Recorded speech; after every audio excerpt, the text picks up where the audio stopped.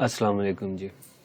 आज एक्सेल को हम लोग जो है वो थोड़ा सा मज़ीद आगे की तरफ लेके जाएंगे और आज हम कैलकुलेशंस की बात करेंगे कि एक्सेल जो बेसिक इसका मकसद है वो यही है कि आप शीट के ऊपर जो डाटा लिखा हुआ है उसको कैलकुलेट कर सकते हैं, डिफरेंट किस्म के फंक्शंस फार्मूलाज उनके ऊपर इम्प्लीमेंट कर सकते हैं। तो आज जो है वो हम डिस्कस करेंगे कुछ फार्मूलाज के। अब आपने एक चीज़ ज़हन में रखनी है कि फार्मूला और फंक्शंस दो मेथड्स हैं कैलकुलेशन के, दोनों में डिफरेंस क्या है। फार्मूला कस्टम कैलकुलेशन के मेथड को, यानी कि जो हम लोग खुद कैलकुलेशन करवाते हैं एक इक्वेशन बना के खुद से, उसको हम फार्मूला बोलते हैं। जबकि जो फंक्शन होता है वो हमारे पास बिल्ट इन फार्मूला, यानी कि एक्सेल जो हमें मेथड प्रोवाइड करता है कैलकुलेशन का बना बनाया, उसको हम लोग फंक्शन कहते हैं। तो आज हम लोग जो है वो फार्मूलाज की बात करेंगे। डेफिनेशन यहाँ पे लिखी हुई है। Formula is an equation that makes calculation based on the data on your spreadsheet, यानी कि आपकी शीट के ऊपर जो डाटा पड़ा हुआ है उसको कैलकुलेट करने के लिए जो इक्वेशन आप बनाते हो उसको फार्मूलाज कहते हैं। फार्मूलाज के बारे में आपने ज़हन में रखना है कि फार्मूला ज़ाहिर बात है किसी न किसी सेल के अंदर हम एंटर करेंगे, और जब हम किसी सेल में फार्मूला इम्प्लीमेंट कर देंगे तो उस फार्मूला का जो आंसर है वो हमें सेल में डिस्प्ले होगा, जबकि फार्मूला जो है वो हमें यहाँ पे ऊपर फार्मूला बार में डिस्प्ले होता है। फार्मूलाज हमेशा स्टार्ट होंगे इक्वल के साइन से, और उसके बाद जो है वो जिन सेल्स को हम उन फार्मूलाज के अंदर इस्तेमाल करना चाहेंगे उन सेल्स के एड्रेसेस आएंगे। एक चीज़ यहाँ पे आपने ज़हन में रखनी है, हम फार्मूला के अंदर एड्रेसेस इस्तेमाल करते हैं जिसको हम सेल रेफरेंस बोलते हैं। मतलब जिन जिन सेल्स को हम इस्तेमाल करना चाहते हैं उन सेल्स के रेफरेंस हम लोग जो है वो फार्मूलाज में पास करते हैं। सेल रेफरेंसेस के ऊपर इंशाल्लाह ताला नेक्स्ट वीडियो होगी। और सेल रेफरेंसेस की बेसिकली दो टाइप्स हैं, एक रिलेटिव सेल रेफरेंसेस होते हैं और एक एब्सोल्यूट सेल रेफरेंसेस होते हैं। तो हम इनको इंशाल्लाह ताला अपनी नेक्स्ट वीडियो के अंदर दोनों टाइप के सेल रेफरेंसेस को हम डिस्कस करेंगे। और ऑपरेटर्स जो मैथमेटिकल ऑपरेटर्स हैं, प्लस माइनस डिवाइड मल्टीप्लाई, इनको आप लोग यूज़ करते हैं। तो सबसे पहले तो हम देखते हैं कि हम अगर कोई बेसिक फार्मूला बनाना चाहें, कैलकुलेशंस करना चाहें तो उसका क्या तरीक़ाकार है। इस स्क्रीन के ऊपर आपको चार बेसिक ऑपरेशंस जो हमारे पास मैथमेटिक्स के हैं उनको परफॉर्म करने का तरीका यहाँ पे जो है वो होगा। सपोज़ करते हैं हम यहाँ पे अपना पहला नंबर जो है वो लिखते हैं, सेकंड नंबर हम लोग लिखते हैं। इसी तरीके से यही दोनों नंबर्स जो हैं वो मैं कॉपी कर लेता हूँ और इनको यहाँ पे भी हमने पेस्ट कर दिया। कैलकुलेशंस 30 हमने यहाँ पे लिख दिया, 3 हमने यहाँ पे लिख दिया। इसी तरीके से हम यहाँ पे 5 5 4 लिख देते हैं, यहाँ पे डिवाइडेड बाय 10 कर देते हैं।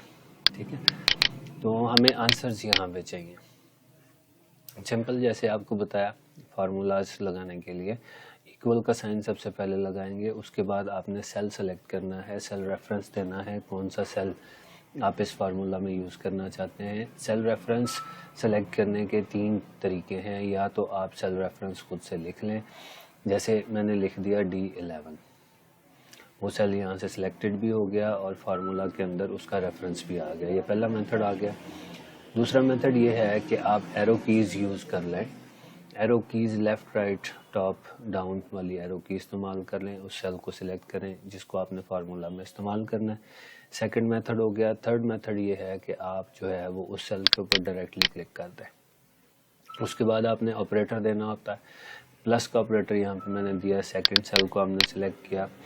फार्मूला कंप्लीट होने के बाद आपने एंटर का साइन प्रेस करना है, एंटर का बटन प्रेस किया तो यहाँ पे हमें उसका जो आंसर है वो मिल रहा है 1010। और ऊपर फार्मूला बार में आप लोग गौर करें तो यहाँ पे आपको उसका फार्मूला नज़र आ रहा है। तो हम लोग सिंपली यही काम माइनस के साथ कर लेते हैं। दोनों सेल्स को सिलेक्ट किया, दरमियान में ऑपरेटर हमारा चेंज होगा। इसी तरीके से अगर आप मल्टीप्लिकेशन करना चाहते हैं तो सेल्स के दरमियान जो है, रेफरेंसेस के दरमियान मल्टीप्लिकेशन का साइन आ जाएगा। इसी तरीके से हमारे पास जो है वो, अगर हम डिवीज़न करना चाहेंगे तो सेल रेफरेंसेस जो हम देंगे उनके दरमियान हम डिवीज़न का साइन लगाएंगे, ये हमारे पास डिवीज़न आ गई। इसी बात को थोड़ा सा मज़ीद आगे की तरफ लेके जाते हैं, कुछ कस्टम फार्मूलाज की बात करते हैं जो कॉमनली हमारे पास इस्तेमाल होते हैं। हम परसेंटेज कैलकुलेट करना चाहते हैं, तो परसेंटेज कैलकुलेशन के लिए ऑब्वियसली बात है हमारे पास ऑब्टेन्ड मार्क्स होने चाहिए, हमारे पास टोटल मार्क्स होने चाहिए। दोनों मार्क्स हम लोग यहाँ पे लिखेंगे। सपोज़ हमारे पास जो ऑब्टेन्ड मार्क्स हैं वो 789 है और टोटल मार्क्स हमारे पास 1100 है। हम यहाँ पे परसेंटेज इसकी कैलकुलेट करना चाहें तो जो आसान मेथड है इसका वो सिंपली ये है कि आप इक्वल करें, ऑब्टेन्ड मार्क्स वाला सेल का रेफरेंस दें डिवाइडेड बाय टोटल मार्क्स वाले सेल का रेफरेंस दें। इसके बाद मल्टीप्लाइड बाय 100 होता है, लेकिन हम यहाँ पे मल्टीप्लाइड बाय 100 नहीं करेंगे। हम एक्सेल को बोलेंगे कि आप जो है वो हमें इसकी परसेंटेज कैलकुलेट करके दो। इस फार्मूले का आंसर हमें मिलेगा 0.71727। अब इसके बाद इस आंसर को परसेंटेज फॉर्मेट में कन्वर्ट करने के हमारे पास दो मेथड्स हैं। दो मेथड्स में सबसे पहला मेथड तो ये है, आप आंसर वाले सेल को सेलेक्ट करो, कंट्रोल शिफ्ट और परसेंट का बटन प्रेस करें, तो आपके पास वो जो आंसर है वो कन्वर्ट हो जाता है इन परसेंटेज। और ये राउंड कर दिया है एक्सेल ने इसको, डेसिमल प्लेसेस उसने नहीं दिया, ठीक है। डेसिमल प्लेसेस आप बढ़ाना चाहेंगे तो देन आपके पास ये ऊपर होम टैब के अंदर इंक्रीज़ और डिक्रीज़ डेसिमल के दो बटन्स हैं। इनका इस्तेमाल करते हुए हम लोग डेसिमल प्लेसेस को जो है वो इंक्रीज़ कर सकते हैं। तो फर्स्ट मेथड हो गया हमारे पास। सेकंड मेथड ये है कि हम ये काम नहीं करते, इसको मैं अंडू कर देता हूँ। आंसर हमारे पास ये था, ठीक है, और हम इसको परसेंटेज में कन्वर्ट करना चाहते हैं। तो हम सेल की फॉर्मेटिंग का स्टाइल, पहले तो हमने शॉर्ट की जो की थी कंट्रोल शिफ्ट और परसेंटेज वाला बटन, तो अब हम उस शॉर्ट की बजाय हम लोग जो है वो होम टैब के अंदर नंबर ग्रुप के अंदर से ये सेल फॉर्मेट्स हैं, नंबर फॉर्मेट्स हैं, यहाँ से आके बाकायदा इसको बता देंगे कि आप इस आंसर को इन दी शेप ऑफ परसेंटेज दिखाएं। जब हम इन दी शेप ऑफ परसेंटेज दिखाएंगे तो एक्सेल ऑटोमेटिकली मल्टीप्लाइड बाय 100 भी कर देता है और परसेंटेज का साइन भी लगा देता है। अब इस फॉर्मेट में आपने गौर करना है, डेसिमल के बाद दो जो है ना वो नंबर्स हैं या डिजिट्स हैं, तो वो ऑटोमेटिकली जो हमारा फॉर्मेट होगा उसको परसेंटेज कन्वर्जन भी होगी और डेसिमल के बाद उसकी प्लेसेस भी आ जाएगी। तो ये हमारे पास जो है वो तरीक़ाकार हो गया परसेंटेज कैलकुलेशन का। इसके बाद हम आ जाते हैं सेकंड एक एग्जांपल की तरफ कि हम लोग यहाँ पे कोई भी एक अमाउंट लिखते हैं, उस अमाउंट की हम लोग एक परसेंटेज कैलकुलेट करवाना चाह रहे हैं। सपोज़ कोई भी परसेंटेज है, आप इसका 15% कैलकुलेट करवाना चाहते हैं, वो आप यहाँ पे इस सेल में लिख दें। अब इसका फार्मूला क्या होगा, इक्वल जो अमाउंट वाला सेल है आप वो प्रेस करोगे, ठीक है, वो सिलेक्ट करोगे, उसके बाद मल्टीप्लाइड बाय 15%। अब यहाँ पे परसेंट का साइन का मतलब होगा डिवाइडेड बाय 100, वो ऑटोमेटिकली करेगा। तो ये काम करने के बाद हमने एंटर का बटन प्रेस किया, हमारे पास उस परसेंटेज के साथ वो अमाउंट क्रिएट होती है। इसके बाद थोड़ा सा फार्मूला जो है वो हम लोग मज़ीद आगे की तरफ बढ़ाते हैं। सपोज़ हमारे पास 4500 का एक बिल है, उस बिल के ऊपर हमें 5% की डिस्काउंट मिल गई है। हमने निकालना है कि हम कितनी अमाउंट उसको पे करेंगे। तो पहला स्टेप तो इसका यही है कि आप 4500 वाला सेल ने मल्टीप्लाइड बाय 5% वाला सेल सेलेक्ट करें। ये अगर हम लोग काम करेंगे तो इस तरह से हमारे पास डिस्काउंट कैलकुलेट होती है। लेकिन फर्दर नेक्स्ट स्टेप जो हमारा होगा, इस डिस्काउंट को हमने ओरिजिनल बिल में से माइनस भी करना है। तो हम अपने फार्मूला को एडिट करेंगे, डबल क्लिक से कर लें, चाहे F2 प्रेस कर लें सेल में, स्टार्टिंग में, एंडिंग पे नहीं, क्योंकि एंडिंग में अगर हम माइनस करवाएंगे तो आंसर हमारा माइनस में आएगा। तो हम स्टार्टिंग में क्लिक करके 4500 वाला सेल दोबारा से सिलेक्ट करते हैं, माइनस का साइन प्रेस करते हैं और इसके बाद जो हमारा लास्ट वाला काम था इसको बेहतर है कि आप ब्रैकेट्स के अंदर इनक्लोज कर दें। ब्रैकेट मेक श्योर करेंगी कि आपका ये वाला ऑपरेशन जो है वो पहले परफॉर्म होगा, जो आंसर आएगा उसको वो D5 में से माइनस भी कर देगा। फिल वक्त ब्रैकेट्स ना भी लगाएंगे, आंसर हमारा ठीक आएगा। उसकी वजह ये है ऑपरेटर प्रेसिडेंस होती है। आपने मैथमेटिक्स में पढ़ा होगा कि अगर एक इक्वेशन के अंदर आपके पास 3-4 मुख्तलिफ किस्म के ऑपरेटर्स आते हैं तो कौन सा पहले हल होगा, कौन सा ऑपरेटर पहले रिजॉल्व होगा वो उसकी प्रेसिडेंस होती है, उसको आप लोग डिमैस रूल भी बोलते हैं।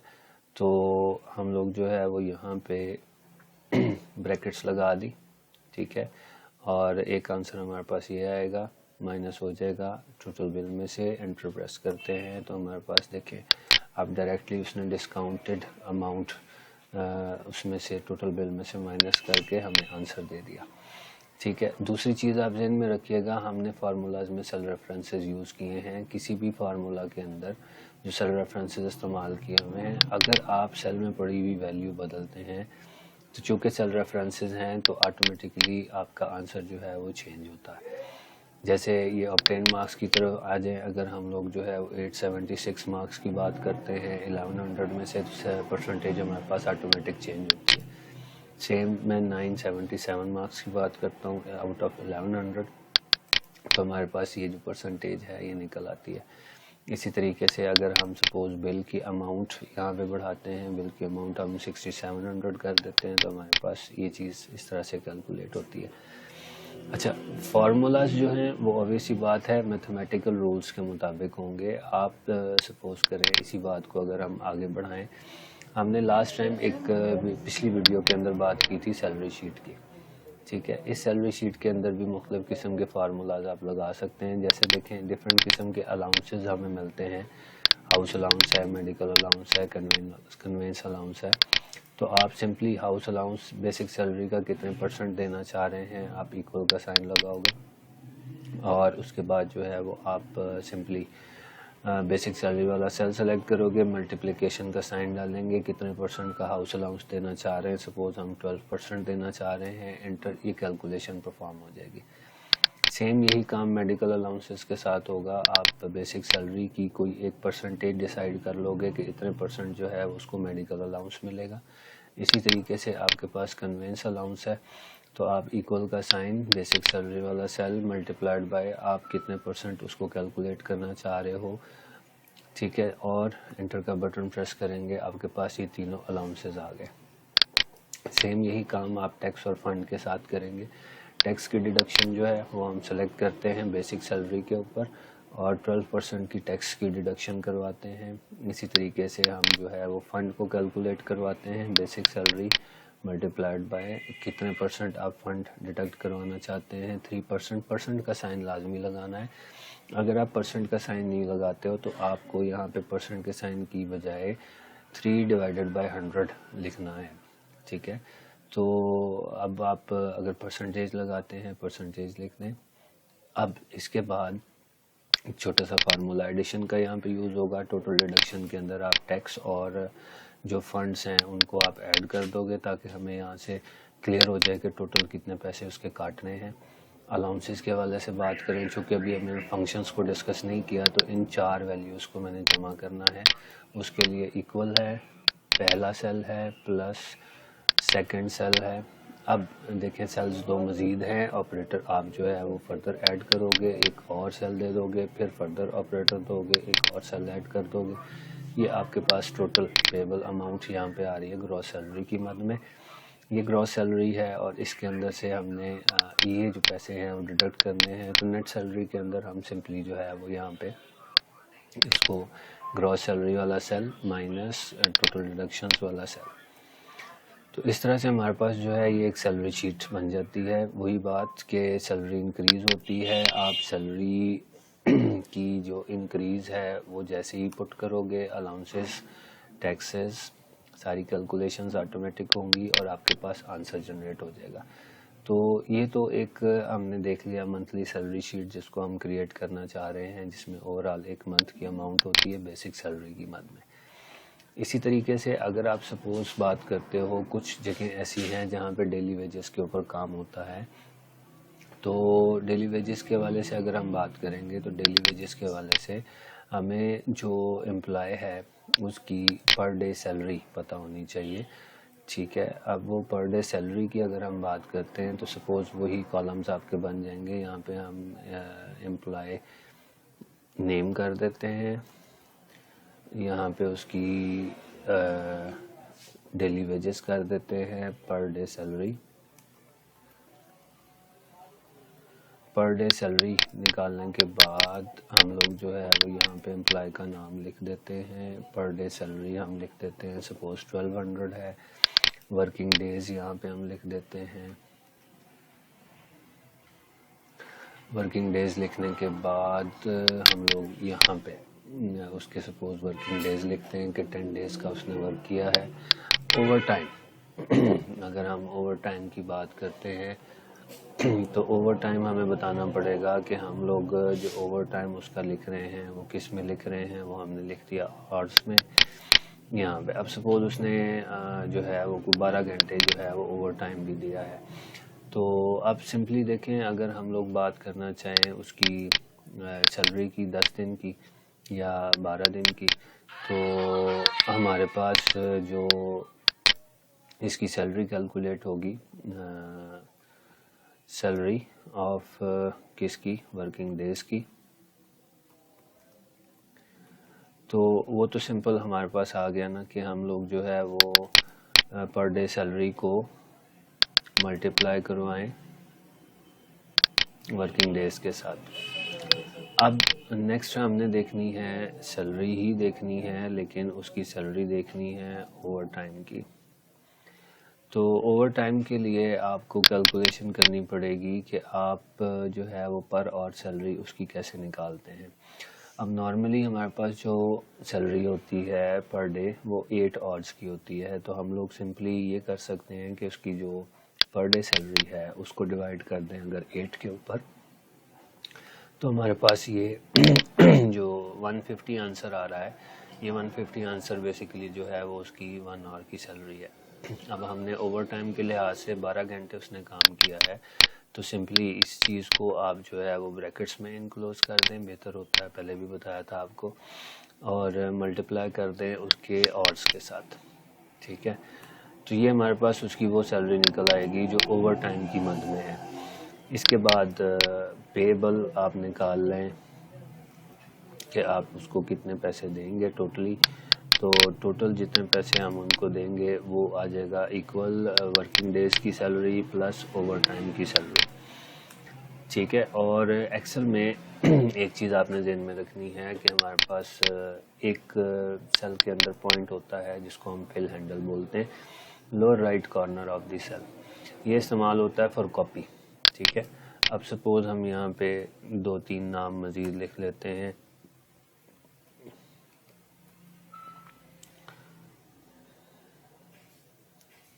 ये हमने कुछ नाम लिखे हैं, इनकी सैलरीज जो हैं वो हम सपोज चेंज कर देते हैं। इसकी 1000 कर देते हैं, इसकी 1200 रन देते हैं, इसको 1400 एज्यूम कर लेते हैं। वर्किंग डेज मुख्तलिफ कर लेते हैं, 8 हैं, इसके सपोज 15 है, इसके सपोज 13 है।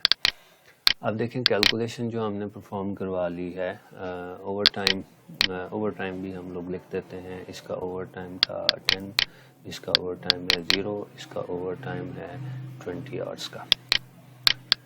यहाँ पे देखेंगे तो हमने फार्मूला लगाया हुआ है, हमने बेसिकली पर डे सैलरी को मल्टीप्लाई करवाया हुआ है वर्किंग डेज से। तो निचले सेल्स में काम करवाने की ज़रूरत नहीं है, 2 तरीके हैं, बल्कि 3 तरीके हैं इसके। Number 1, fill handle, lower right corner of the cell, उसको क्लिक करें। चूँकि सेल रेफरेंसेस यहाँ पे हमने रिलेटिव यूज़ किए हैं, जिनका हम नेक्स्ट लेक्चर के अंदर बात करेंगे सेल रेफरेंसेस की। तो जब हम इस फार्मूला को नीचे की तरफ ड्रैग करेंगे तो ये ऑटोमेटिक कैलकुलेशन परफॉर्म करेगा। ये फर्स्ट मेथड हो गया कि आप lower right corner of cell की तरफ आएँ, वहाँ से क्लिक करें और उसको नीचे की तरफ ड्रैग कर दें, फार्मूला आपका निचले सेल्स के ऊपर अप्लाई हो जाएगा। ये फर्स्ट मेथड हो गया। सेकंड मेथड की अगर हम बात करें तो सेकंड मेथड के हवाले से आपने सिंपली ये करना है, जिस सेल के अंदर फार्मूला लगा हुआ है उसको आप पहले सेलेक्ट करोगे, उसके साथ निचले सेल्स को सेलेक्ट करोगे और आप जो है वो यहाँ से एक शॉर्ट की प्रेस करोगे, कंट्रोल डी। कंट्रोल के साथ डी हमने प्रेस किया तो फिल डाउन की ये बेसिकली शॉर्ट की होती है। फार्मूला आपका निचले सेल्स के अंदर ऑटोमेटिकली फिल हो गया। अब यहाँ पे देखें हमारे पास जो सैलरी कैलकुलेट हुई हुई है वो ओवर टाइम के लिहाज से हुई हुई है, जिसमें हमने पर डे सैलरी निकाली। पर डे सैलरी में से वर्किंग आवर्स 1 घंटे की सैलरी निकाली थी और उसको मल्टीप्लाई करवाया हुआ हमने ओवर टाइम आवर्स के साथ, तो हम इसको भी सिंपली नीचे की तरफ या तो ड्रैग कर लें या कंट्रोल डी प्रेस कर लें, या तीसरा मेथड आपको बताने लगा हूँ उसमें आप जो है वो फिल हैंडल जो हमारे पास पॉइंट है इसके ऊपर डबल क्लिक परफॉर्म करेंगे। जैसे ही आप डबल क्लिक करोगे कैलकुलेशंस ऑटोमेटिक परफॉर्म होंगी, फार्मूलाज नीचे की तरफ कॉपी हो जाएंगे। अब ये देखें यहाँ पे ज़ीरो था, तो ज़ीरो के साथ जिस भी चीज़ को मल्टीप्लाई करते हैं आंसर ज़ीरो ही आता है। नेक्स्ट ये भी फार्मूला लगा हुआ है, इसको आप सिलेक्शन ले लें, कंट्रोल डी पहला तरीका बताया था फार्मूला को नीचे फिल करने के लिए। इसके अलावा आपको एक मेथड बताया कि आप फिल हैंडल से पकड़ के नीचे ड्रैग कर लें, फार्मूला कॉपी हो जाएगा। तीसरा मेथड आपको बताया कि आप फिल हैंडल के ऊपर डबल क्लिक कर लो। तो बेसिकली आज के लेक्चर के अंदर हमने कैलकुलेशंस को देखा। कैलकुलेशंस बारीक से बारीक भी हो सकती हैं। अब यहाँ पे सपोज़ हमने यहाँ पे लिखा था वर्किंग आवर्स, और अगर हमारे पास सपोज़ एक पर्सन है जिसके वर्किंग आवर्स हैं 11.5, तो इट मीन्स ये 0.5 मीन्स आधा घंटा, ठीक है, इस तरह से भी लिख सकते हैं। या फिर आप इसको फर्दर आगे कैलकुलेशन को बारीकी में लेके जाना चाहें तो पर मिनट सैलरी भी कैलकुलेट कर सकते हैं एक और के अंदर। यहाँ पे तो हमने ये काम किया था ना कि हमने उसको डिवाइडेड बाय 8 किया, तो जो आंसर इसका आएगा उसको फिर आप डिवाइड कर लें 60 से, क्योंकि एक और के अंदर 60 मिनट्स होते हैं, तो वो आंसर आपको जो है वो मिल जाएगा पर मिनट सैलरी का। तो पर मिनट सैलरी के हवाले से भी फिर हमारे पास ये होगा, या तो आप ओवर टाइम को मिनट्स में लिख लें, मतलब 1 आवर है तो 60 मिनट्स लिख लें, या आवर्स में यहाँ पे लिख लें। अगला कॉलम आप जो है वो बना लें मिनट्स का, जो इजाफी मिनट्स लगाए होंगे उनकी सैलरी का, वो फिर इसके अंदर ऐड हो जाएंगे। तो फार्मूलाज जो हैं वो सिचुएशन के मुताबिक बनाए जाएंगे, बेसिक मैथमेटिकल रूल्स उसके ऊपर इम्प्लीमेंट होंगे। और दूसरी चीज़ आपको पता लग गई कि हम जो फार्मूलाज एक दफ़ा एक सेल के ऊपर लगा देते हैं, अगर कंसेक्टिव नीचे सेल्स में हमने उनको अप्लाई करना है तो बार बार फार्मूला लगाने की ज़रूरत नहीं है।